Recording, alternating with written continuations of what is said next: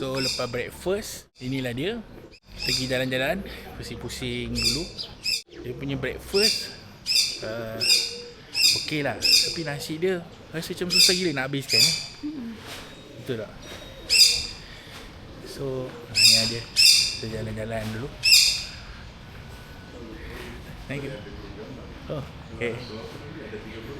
Terima kasih. Okay, lepas tu kalau korang nak tidur dekat sini, kalau sehari okey lah. Kalau lebih daripada sehari, dia macam nanti kau tak tahu nak buat apa. Sebab aktiviti dia kau pergi kandang kuda,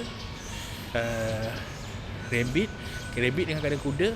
Untuk budak-budak, rabbit free kalau korang duduk dekat tempat ni. Kandang kuda kena bayar.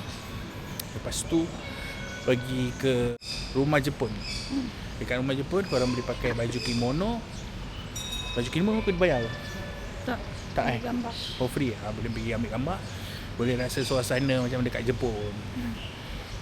So ni kita sekarang di Malaysia, tapi dia punya vibe ni macam dekat Perancis.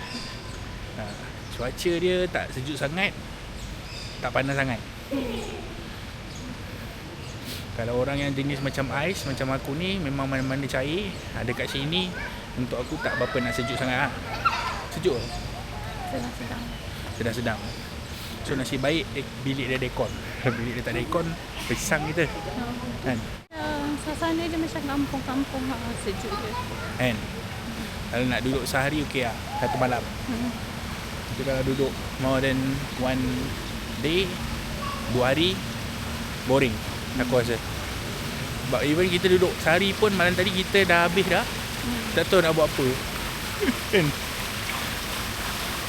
So tapi sebelum ni diorang ada fire show untuk hari Jumaat dengan Sabtu. Tapi baru ni ada kes, tak tahu lah, ada orang terkena. So diorang stop sementara kan. Dekat depan ni ada kolam tau. Kalau korang datang, korang kena bawa baju renang ke, ataupun baju renang, baju yang biasa lah. Seluar sukan, jersey, korang dah boleh mandi dah. Sebab kat sini dia tak strict sangat. Jom kita tengok kolam. Okay, bye-bye.